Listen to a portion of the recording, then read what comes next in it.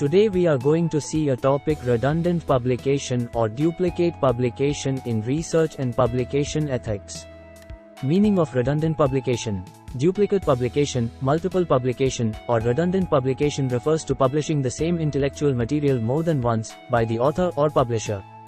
Duplicate submission, publication. This refers to the practice of submitting the same study to two journals or publishing, more or less the same study in two journals. These submissions, publications can be nearly simultaneous or years later. Multiple submission is not plagiarism, but it is today often viewed as academic misbehavior.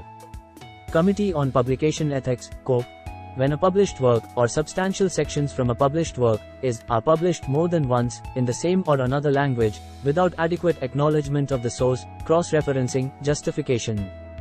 It also includes figures and data sets previously published.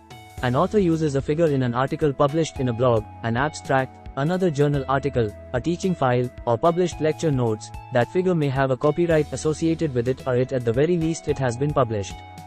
This figure could be a graph or drawing produced by the author or a radiology image. Once it has been published, it cannot be included in a future article without acknowledgement, and for most peer-review journals. Scenarios: publishing papers from dissertation, reporting on a longitudinal program, an author writing in various languages or to different audiences. Problems: skew meta-analyses and review articles.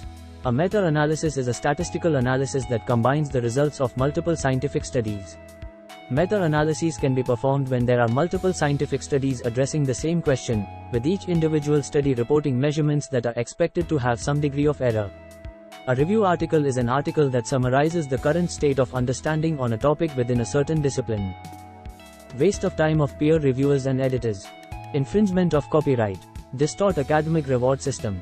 Inflate scientific literature, no benefit except to the author. Problems of duplicate publication. Assembly of two or more articles to produce one. Reporting of different outcomes from same study.